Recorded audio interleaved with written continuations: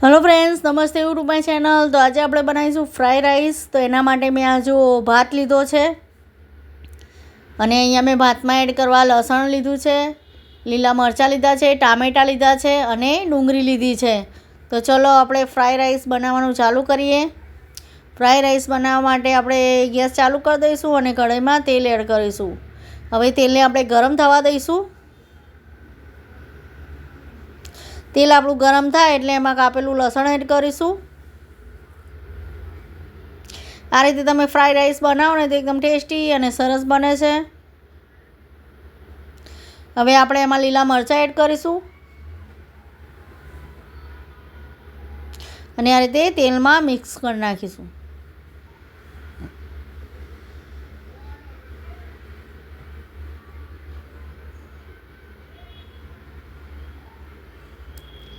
પછી એમાં આપણે કાપેલી ડુંગળી એડ કરીશું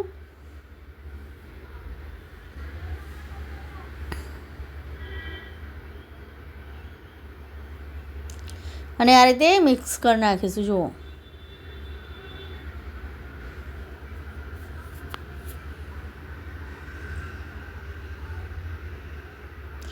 હવે આને તેલમાં શેકાવા દેવાનું છે થોડી વાર માટે।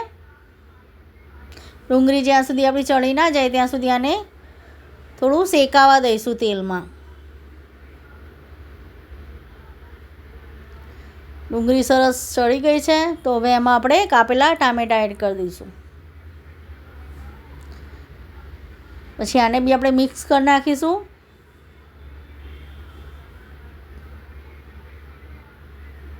તમને મારો વિડીયો અને રેસિપી સારી લાગે તો મારી યુટ્યુબ ચેનલને સબસ્ક્રાઈબ જરૂરથી કરજો અને લાઈક પણ જરૂરથી કરજો। તો આ રીતે આપણે ટામેટાને શેકી નાખીશું, ડુંગળી અને ટામેટાને સરસ તેલમાં। આ રીતે ભાત પડ્યો હોય તો આ રીતે ફ્રાઈ રાઈસ તમે બનાવીને ખાઈ શકો છો। એકદમ ટેસ્ટી ફ્રાઈ રાઈસ તૈયાર થાય છે। તો હવે એમાં આપણે મસાલા એડ કરી દઈશું। તો એમાં લાલ મરચું પાવડર એડ કરીશું,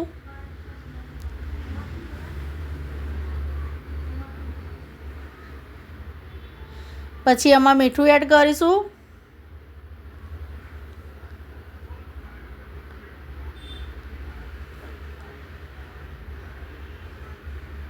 હળદર પાવડર એડ કરીશું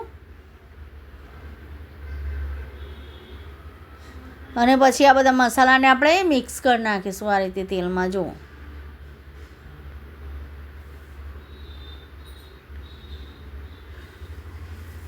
આ રીતે મિક્સ કરી નાખીશું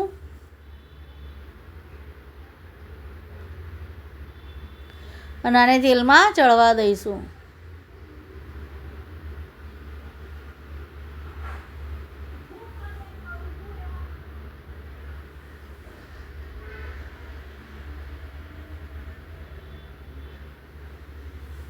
હવે એમાં રેડ ચીલી સોસ એડ કરીશું આપણે, પછી સોયા સોસ એડ કરીશું,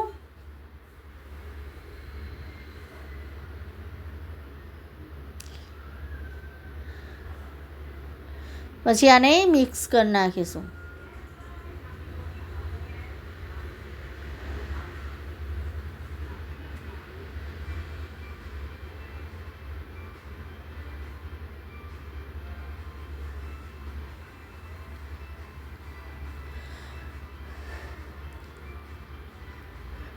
આને તેલમાં શેકાવા દેવાનું છે।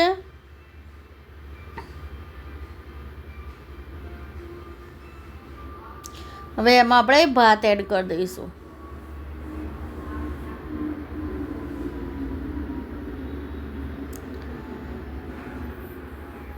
હવે ભાત એડ કરીને પછી ભાતને મસાલામાં મિક્સ કરી દઈશું।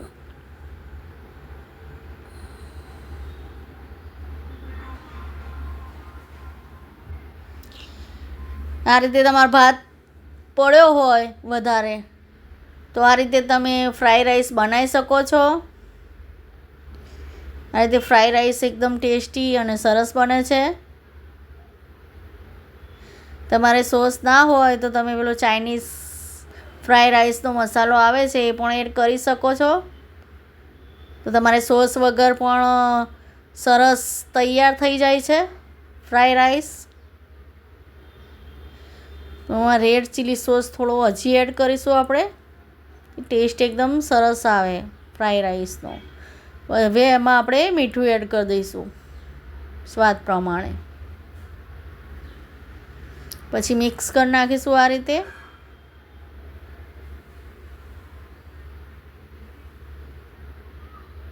આ તે જો એકદમ મિક્સ કરી દેવાનું છે, જેથી મસાલા સરસ ભાતમાં મિક્સ થઈ જાય.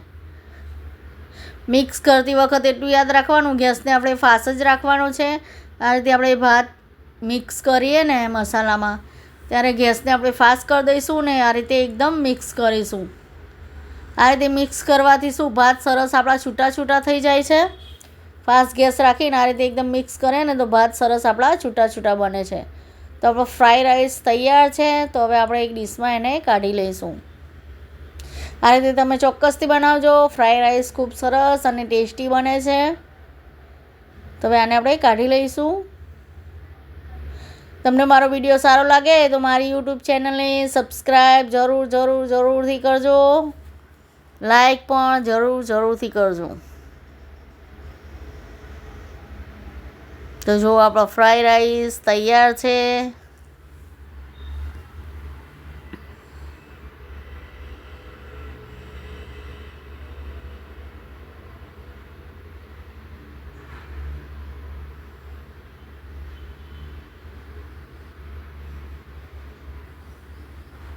તો જો ટેસ્ટી ફ્રાઈડ રાઈસ આપણા તૈયાર છે. તો જુઓ કેવા સરસ બન્યા છે, લાગે છે બી સરસ અને બન્યા તા પણ સરસ.